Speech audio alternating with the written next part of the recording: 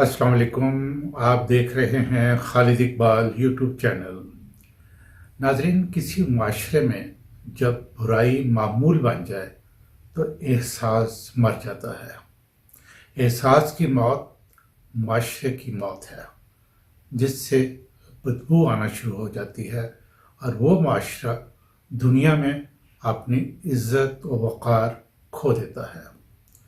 जब ऐसे माशरे के लोग दुनिया के किसी भी हिस्से में जाते हैं तो उनको किसी भी मुकाम पर पजीराई नहीं मिलती, ख्वाह वो तालिब इल्म हों, ताजर हों, वर्कर्स हों या कोई सरकारी वफूद हों।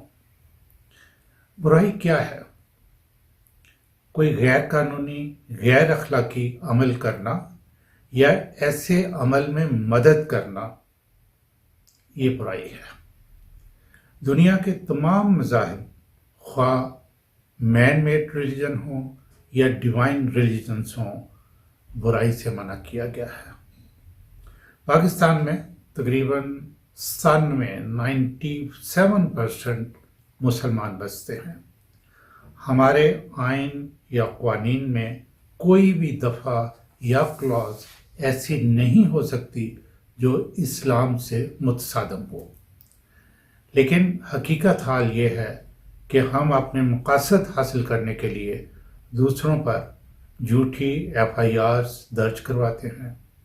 मीडिया, ख्वाह प्रिंट मीडिया हो, इलेक्ट्रॉनिक मेन स्ट्रीम मीडिया हो या सोशल मीडिया हो, झूठ और बहतान तराशी से भरा हुआ है।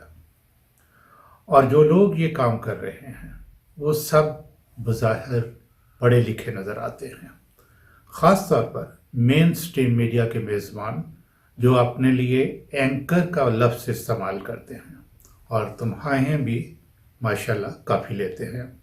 इनकी गर्दनों में सरिया भी है। उनमें से ज़्यादातर प्लान तरीके से झूठ बोलते हैं। वो ऐसे लोगों को बतौर मेहमान बुलाते हैं जो एक दूसरे से मुख्तलिफ राय रखते हैं। वो शोज़ में आके, टॉक शोज़ में आके एक दूसरे पर इल्ज़ामात लगाते हैं, बल्कि बहतान तराशी करते हैं। फहुश कलामी से मामला शुरू होता है और हाथापाई तक चला जाता है। यूं ये माशरे में बुराई को प्रमोट करते हैं। पुलिस मावराए कानून लोगों को तंग करती है, चादर और चारदीवारी का तक़द्दुस पामाल करती है, लोगों पर झूठे मुकदमात बनाती है, अदालतों के अहकामात को मानने से इनकार करती है। अदालतों के फैसलों में भी इंसाफ होता नज़र नहीं आता। इसी के सबब हम इंटरनेशनल रैंकिंग में कहीं बॉटम में नज़र आते हैं। रिश्वत, काहली और सुस्ती एक अलग बुराई है। करप्शन के हवाले से भी हमारा मुल्क कोई अच्छा नाम नहीं रखता। सबसे ज़्यादा अफसोस की ये बात है कि ये सारा कुछ जो मैंने बयान किया उसे बुरा समझा नहीं जाता। सबसे तकलीफ दे बात ऐसी है कि इसको अब बुराई समझा नहीं जाता। ये मुआशरे का नॉर्म बन गया है।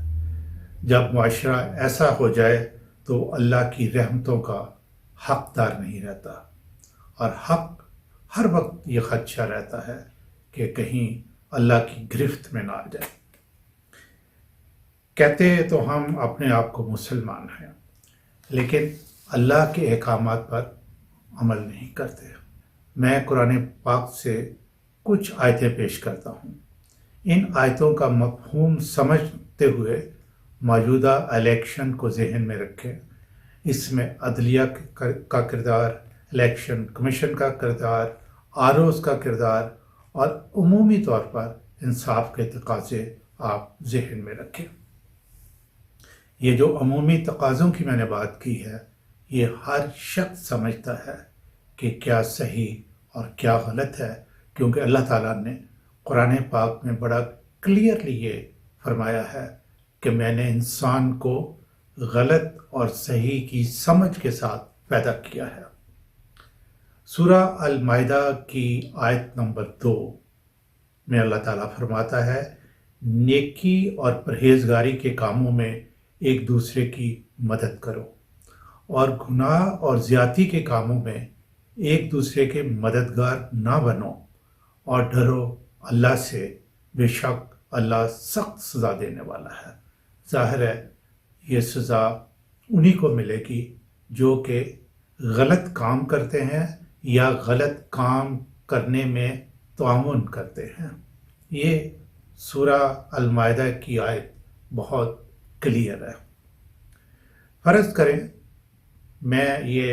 چونکہ میں نے اپنی آنکھوں سے کچھ نہیں دیکھا، مجھے تو سارا کچھ میڈیا کی جو رپورٹنگ ہوتی ہے وہیں سے پتہ چلتا ہے، اس لیے میں یہ کہہ رہا ہوں کہ فرض کریں کہ الیکشن میں واقعتاً ایسا ہوا ہے کہ فارم 45 کا جب رزلٹ جو ہے 47 پہ منتقل کیا گیا تو جان بوجھ کر پلاننگ کے تحت اس کو تبدیل کر دیا گیا، گویا لاکھوں لوگوں کی گواہی کو مسترد کر دیا گیا۔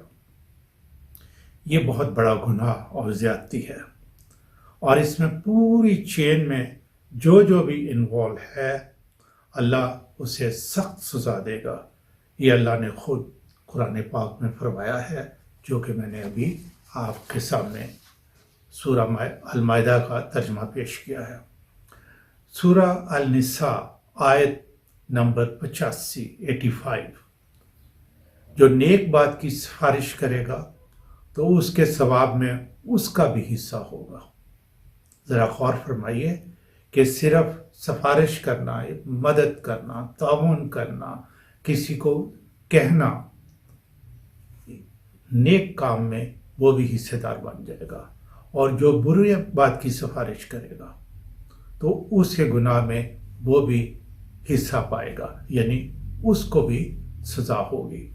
اور اللہ ہر چیز کا نگہبان، اللہ ہر چیز کو دیکھ رہا ہے۔ یہاں میں الیکشن ہی کی مثال دوں گا، کون ہارا ہوا تھا اور کون اصل میں جیتا ہوا تھا، کس کس نے کیا رول پلے کیا، یہ وہ خود جانتے ہیں۔ اب آتے ہیں بہتان کی طرف۔ ایک دوسرے پہ الزامات لگائے جا رہے ہیں۔ بہتان کا مطلب ہے کہ کسی شخص نے ایک کام کیا ہی نہیں لیکن اس کو مجرم ٹھہرایا دیا جائے۔ ہمارے ہاں آئے روز FIRs درج ہوتی ہیں جو کہ سراسر بہتان ہوتا ہے۔ DCs پولیس کی رپورٹ پر MPOs کے تحت ڈیٹینشن آرڈرز جاری کرتے ہیں۔ یہ سراسر انصاف کے بنیادی اصولوں کے خلاف ہے۔ ناظرین، اس وقت ہمارا معاشرہ مکمل طور پر برائی کی دلدل میں پھنس چکا ہے۔ خطرہ ہے کہ کہیں ہمیں اللہ سخت سزا ایک قوم کی حیثیت سے نہ دے دے۔ یہ برائی ایک وشیس سائیکل کی طرح ہے جو ان کو بھی لے ڈوبے گی جو بیچارے بچنے کی کوشش کرتے رہے یا بہت مجبور تھے۔ عدلیہ کے پاس اب بھی موقع ہے، معاشرہ کو اس برائی کی دلدل سے نکال سکتی ہے، لیکن یہ تبھی ممکن ہوگا جب اللہ کی رسی کو مضبوطی سے پکڑے رکھے، ریاستی امور کو دین سے الگ نہ کرے۔ میں یہ فکرہ دہرائے دیتا ہوں، ریاستی امور کو دین سے الگ نہ کریں۔ وما علینا الا البلاغ۔